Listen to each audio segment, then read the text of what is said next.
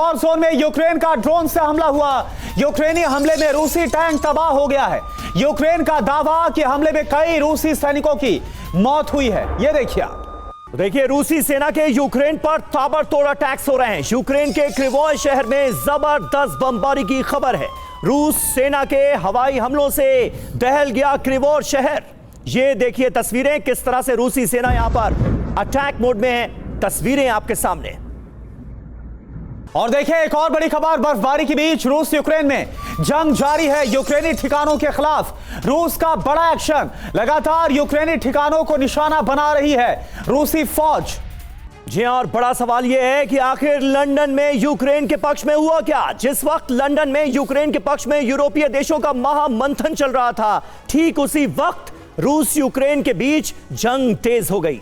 अब आपको बताते हैं रूस और यूक्रेन की जंग में कहां कहां बारूदी तबाही और ज्यादा तेज होती नजर आ रही है। रूस वर्सेस यूक्रेन, कहां तेज हुई बारूदी तबाही। ये देखिए, ये वो इलाके हैं जहां पर जंग बढ़ती नजर आ रही है। पहले नंबर पर है ऊफा, दूसरे पर पोक्रोवस्क, तीसरे पर डोनेस्क। इसके अलावा क्रिवोय, ओडेसा और सुमी में भी हमले तेज हो गए हैं। खार्किव और यहां तक कि यूक्रेन की राजधानी कीव को भी बड़े पैमाने पर बनाया जा रहा है निशाना। हमारे साथ इस वक्त तमाम खास मेहमानों का एक बड़ा पैनल मौजूद है। मेजर जनरल वी के दत्ता हमारे साथ हैं, ब्रिगेडियर DS त्रिपाठी हमारे साथ मौजूद हैं, प्रोफेसर संजय भारद्वाज विदेश मामलों के जानकार हमारे साथ हैं, और हमारे सहयोगी मनीष झा भी इस वक्त हमारे साथ मौजूद हैं।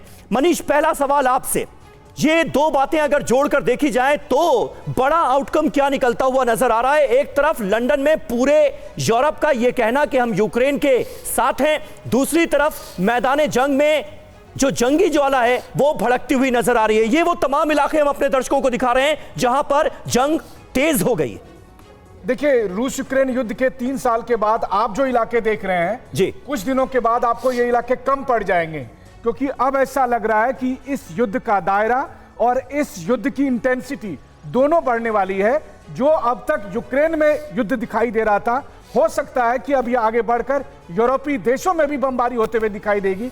कम से कम लंदन की मीटिंग के बाद यही संकेत समझ में आ रहे हैं। देखिए, एक बात तो तय है कि अब शांति नहीं होने वाली है, अब ये युद्ध रुकने वाला नहीं है, और इस युद्ध को यूरोप के देश रुकने देना चाहते भी नहीं है। और इसीलिए उन्होंने जिस तरह का गठबंधन का ऐलान किया है, उस गठबंधन में फ्रांस, जर्मनी, ब्रिटेन और तमाम यूरोपीय देश अपनी सेना, अपने एयरफोर्स देंगे।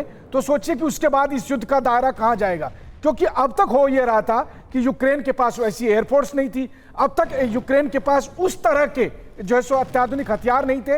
लेकिन यूरोपीय देशों के इस युद्ध में कूद जाने के बाद इस युद्ध की भयावहता बढ़ेगी, और रूस को इस बात की आशंका थी।